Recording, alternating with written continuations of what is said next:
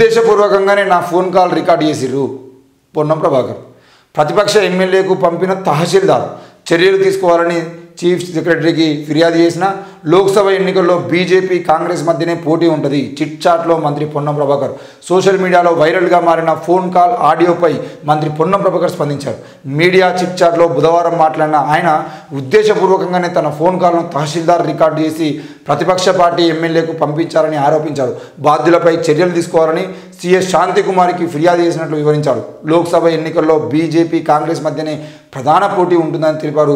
BRS పని ఖతమైందని చెప్పేసి అని చెప్పారు. మొత్తానికైతే ఈ మన ఇది రైతు బంధుకు సంబంధించిన విషయంలో కానీ లేదంటే ఇంకా చాలా విషయాలకు సంబంధించిన విషయంలో కానీ ఫైల్స్ తీసుకొని మీరు హుజరాబాద్ ఎమ్మెల్యే పాడి కౌశిక్ రెడ్డి దగ్గరికి పోవద్దు అన్నట్టుగా మాట్లాడిన ఆడియో కాల్స్ ఏవైతే ఉన్నాయో ఆ కాల్స్ రికార్డింగ్ సంబంధించిన విషయంలో మరి తహసీల్దార్ చేసిండో ఆ తహసీల్దార్ని వెంటనే సస్పెండ్ చేయాలి, వెంటనే ఆయన మీద చర్యలు తీసుకోవాలని చెప్పేసి మరి సిఎస్ శాంతికుమార్కి నిన్న పొన్నం ప్రభాకర్ ఒక లేఖ రాసిండు.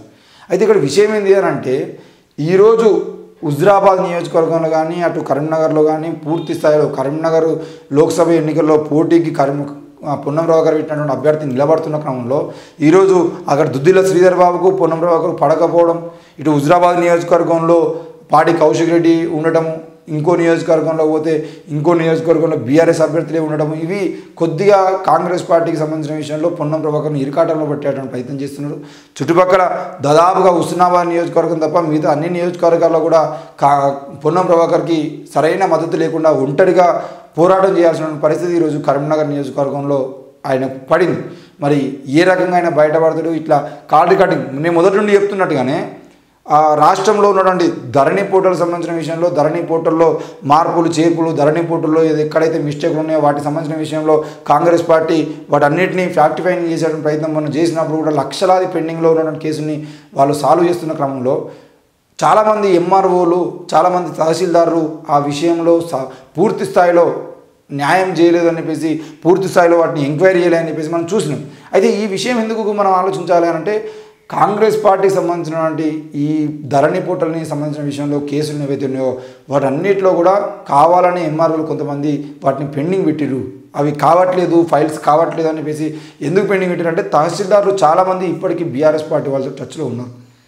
అందులో బీఆర్ఎస్ పార్టీ భూముల కబ్జాలకు సంబంధించిన విషయంలో తహసీల్దారుల హస్తం కూడా ఉంది కొంతమంది.